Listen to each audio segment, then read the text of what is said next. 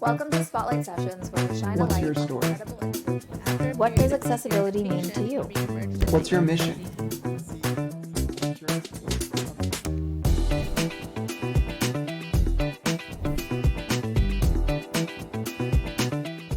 Welcome all to accessiBe's Spotlight Sessions, where we shine a light on incredible individuals and organizations and the work that they do. I'm your host, Josh Basil. I'm a C4-5 quadriplegic, paralyzed below my shoulders, and a power wheelchair user. I'm the Community Relations Manager at accessiBe and a passionate disability rights advocate and trial attorney, focused on breaking down barriers to access and inclusion for people with disabilities. Today on accessiBe Spotlight Sessions, we're joined by Stephanie Thomas, the founder and CEO of Cur8able consultancy. Welcome, Stephanie. Thanks for having me. So, Stephanie, I'm excited to dive into all things you and your journey, but what motivated you to step into the adaptive fashion industry? Well, I think it was 30 years ago. So it was less of a motivation and more of curiosity. I was participating in the Miss America pageant system, and my pageant coach happened to ask me why I never buttoned my left cuff. And just like I just did now, I had to remember, I had to really think about it. And then I realized it was because I didn't have a right thumb. And then about a decade later, I started actually writing letters and reaching out to people within the fashion industry to find out, hey, have you ever thought about something as simple as a capsule collection? Maybe do a capsule collection, pre-sell it, and really talk to people about having universal design with disability in mind at the beginning of the process. And what I found is that they would bring me in, give me product, and then never take my calls again. And so that's when I developed my now award-winning disability fashion styling system. I'm in my office, in my studio, so forgive any noise. And so that's what started it for me. Even though I was born with a disability, just like most people, I find my own clients, they're like, oh, I never thought about that. I just kind of make do, and I have these hacks and I do this. So I am no different. Well, you've been on quite a journey since founding Cur8able consultancy. And so just tell me more kind of what you love about it and kind of what the day-to-day looks like and all that good stuff. Yeah, so Cur8able Consultancy wasn't founded 30 years ago. My journey was. And Cur8able actually began, my journey and Cur8able are very different. So Cur8able began as a blog known as Love What You Wear. It was around 2010. And what I found is people kept coming to the blog and thinking it was a store. I was like, I'm totally doing something wrong. Because on Love What You Wear, I would provide information about ways that would make dressing something that people love to do and clothing they love to wear. So around 2012, I relocated to LA. And prior to coming to LA, after developing my styling system, which states that clothing should be accessible, smart, and fashionable, I remember trademarking that, and I didn't even know what I was doing with it because all I did was start to write a blog. And the blog took on a life of its own, and people started, at the time, it was mostly emailing me, asking me questions about dressing with disabilities.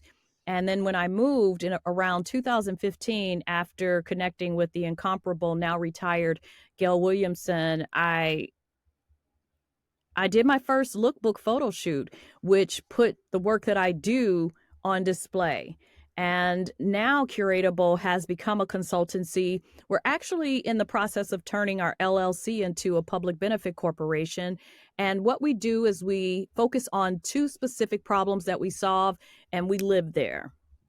We use curation in order to help people simplify their shopping process and de-stress dressing, because that is a real issue. It's a real pain point. For some people, depending on the day, it takes up to 3 hours, and some people more, to just put their clothes on their bodies. So with and without a dresser, I may add. So that is not okay. And that's the problem that we work to solve. And you mentioned earlier that you have a disability. Do you mind sharing what your unique disability is? No, I don't mind disclosing. And I want to say, too, I want to speak to this. I know a lot of times when disabilities online aren't seen all the time, I've been encouraged even by marketers, oh, show your disability more. And I'm just like, you need to understand that we are a diverse community. And I'm not going to use my disability for clout. I don't need it. I'm intelligent. I have a great product and we do great work and we have been for years. So my thumb is the dexterity portion of the disability. And this is really important because most people look at someone without a thumb and they go, oh, it's just a thumb. But what they don't realize is the impact that it has on the other hand, the other wrist, the other, I'm putting everything. This is overused. So oftentimes when people see me, I think my hand's in camera now. They'll see me doing this because I'm cracking my knuckles because I'm having difficulty because of overuse. And then I was born without all of my toes. So doctors did surgery, took bones out of both of my arms, and they created toes for me. And so the interesting thing about me is when I go to a podiatrist, they all ask me the same question, which is why I don't go much anymore. How are you walking? I'm like, are you being serious right now? You are literally the podiatrist. So they have no idea. I have 3 toes on one foot, 4 on the other. And yeah, so that's how I navigate the world. And I think for me, dressing, dexterity, and footwear. Stephanie, thank you for sharing that. And I'd love to know what your thoughts are. Do you feel like accessibility is being given a bigger priority at events like the New York Fashion Week? Well, I'm not really a fan of just fashion shows. And can I tell you why? What people don't realize, let's just take Alexander McQueen in 1999. Opened the show with a woman that was an amputee, right? She opened the show, had a couple of looks come through the show, and here we are in 2003 or 2023, not 2003. Lord, please don't go back to that. 2023, having the same conversation. And so what I've seen over the last 30 years is that culture doesn't change until we change it. Telling people that culture needs to change, showing disability at New York Fashion Week and otherwise as tokenism or as a disabled thing does not invite FOMO. It doesn't make people want to be a part of it. What it does do very well, which I love, is that it creates awareness. But there's a really fine line between awareness and this old trope of Jerry's kids type thing. We want people to see us as empowered, or do we want people to cry and feel sorry for us? I think we have to decide. I like the former, so that's I know my I'm vote. voting for that one too. The customer journey of acquiring kind of fashion pieces is taking place both in the online and offline world, and with like kind of the two always interlinking. Yeah. With that in mind, how do you think the online accessibility can impact the world of fashion? I think that has a great impact on fashion. I think we have a long way to go, not because the world is horrible. Yes, there's ableism, but I think we as a community, the disabled community, are also learning to unpack our own internalized ableism. At least a lot of the clients that I work with. I cannot speak for everyone, but we all come, me included, come to the table with this idea of what I should be, what I should be able to do. And I think now that we are requiring more, and people are understanding that our dollars are green, people are starting to take notice in a way that maybe they haven't. Where there is a disconnect is the language with the tagging, because the tagging is not universal. So you could go to one site and thinking you're typing in the same thing you typed in at another site in order to find what you need, and you're finding it's pulling up nothing.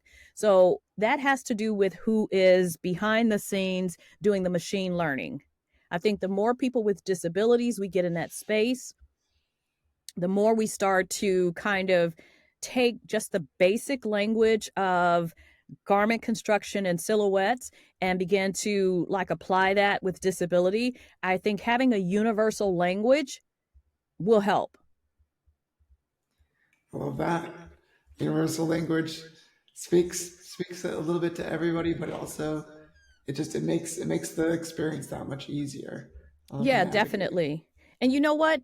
Here's the thing about OpenAI that I do like. I know it's doing a lot of things now that's making people very unhappy, but what I like is that the idea of having that universal language is more approachable now because just say Cur8able decides to create prompts.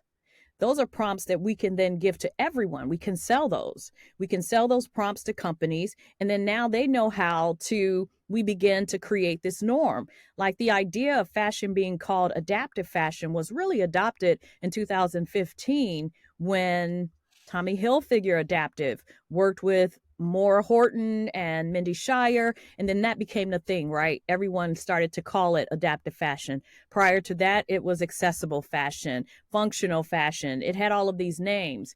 But now the entire market is referred to as adaptive. And so I do think that OpenAI is making that even more possible. And you asked me something about the day to day.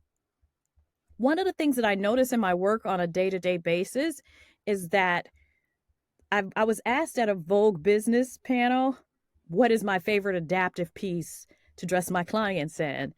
And it made me stop and think, my clients never request adaptive fashion.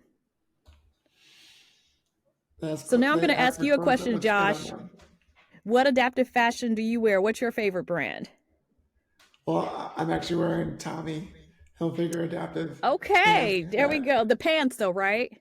The pants, and then in my shirts I have cuts underneath my armpits where my chest strap goes through. So you Okay. don't see my chest strap. I love Dickies, so that I don't have the extra sleeves. Makes it a lot easier for me to kind of move around. I found a lot of different tweaks here and there that where I feel my clothes fit my body and make me feel, comfortable and powerful, and they sit right.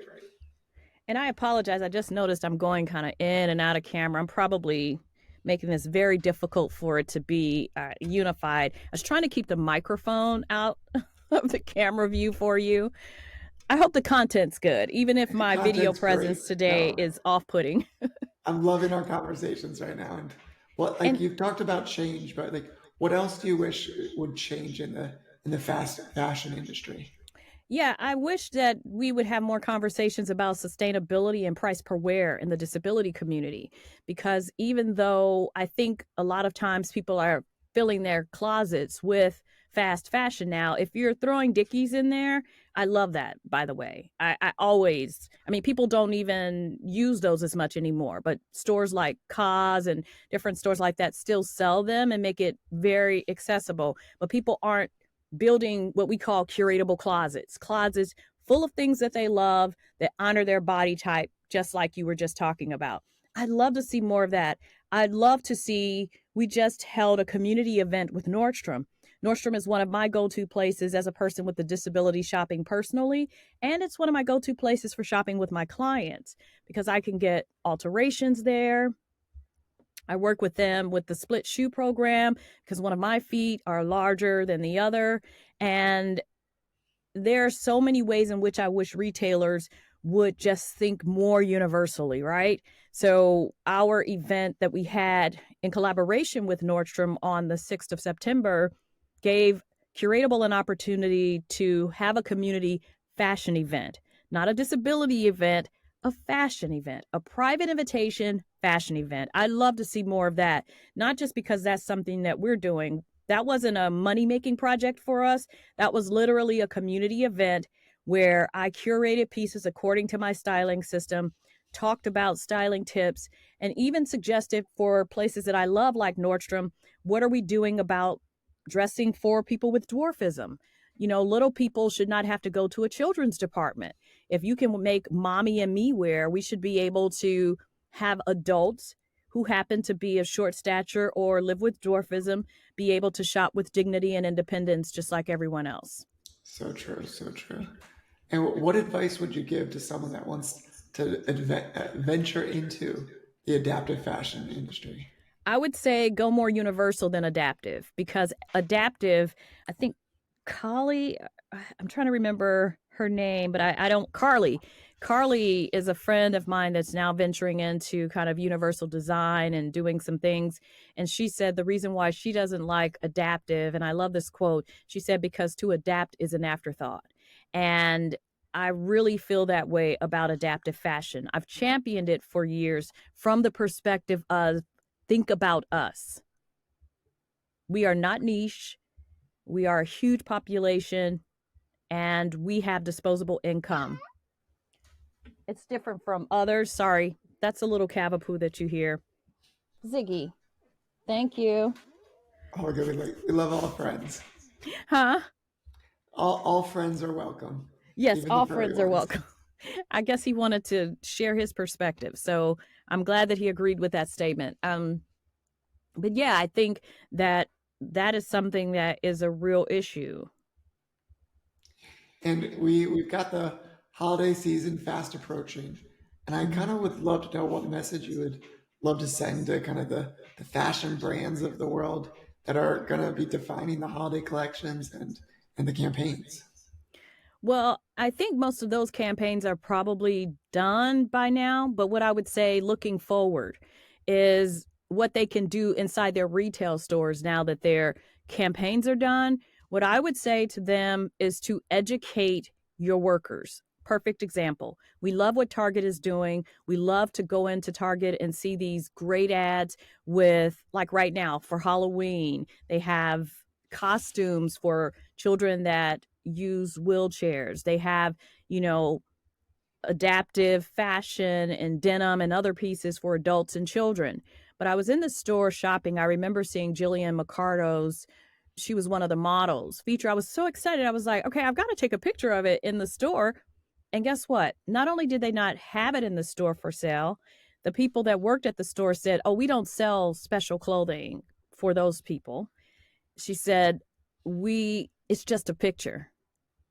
And I understood her perspective because that meant she hadn't been trained. So it's just like a disconnect in the messaging, right? Get the messaging right.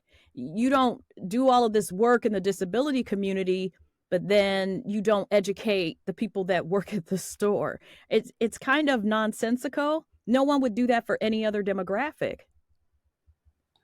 So true. And in the online and offline shopping world, have you noticed any trends with people with disabilities when it comes to kind of brand loyalty for if a brand is really about accessibility, about universal design? Like, what have you seen around that?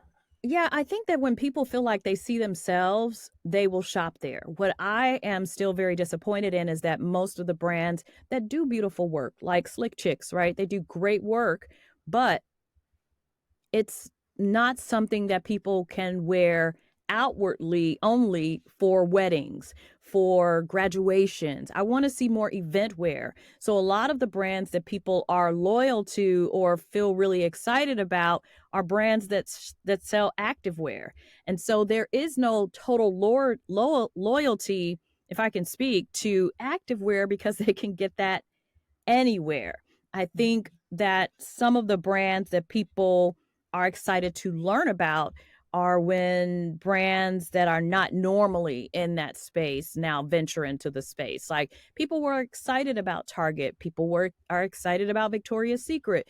People are excited about the different brands that are now noticing us. What my wish for the holidays is that they would realize we don't need them as much as they need us, because as people with disabilities, innovation runs through our bloods. And if even if you're not born with it, you begin to learn how to innovate for yourself. They are leaving millions and millions of dollars on the table. They're leaving social return, a great social return on their investment on the table. And they need to understand that we're the prize, because anything that they innovate for us, guess what? It's going to help everyone. And so that's So what I well would love said, to see Stephanie. more of. So well said. And I just want to thank you for being our guest today on accessiBe's Spotlight Sessions. I love your wisdom, love your voice, and everything you bring to the table with everything that you do in the adaptive fashion world. So thank you. Oh, it's my pleasure. I hope it was helpful, and I hope I didn't sound pessimistic, because I'm not. I'm really hopeful. I wouldn't still be doing this work if I were not hopeful. I think that we have a long way to go, but I think we're definitely on the right track. And I think combined with our community dealing with our own internalized ableism, asking for what we need, expecting more, and then just educating people about not so much our disability, but about who we are demographically as a community. I think it will make a huge difference because, and I know you just concluded the show, and I'm going back and adding one more thing, and my sincere apologies to you and the editor. But I just have to say this. Once people realize that we understand our value, it's just like any relationship. When you are in a relationship with someone that understands their worth and their value, you treat them like you understand their worth and their value. A lot of people still treat us like we are so downtrodden. Any human being at any moment can have a bad day, can have swelling, can have inflammation, can have pain, can get injured. We are experiencing things differently. That's okay. Any human being can, have these issues in different ways on any day.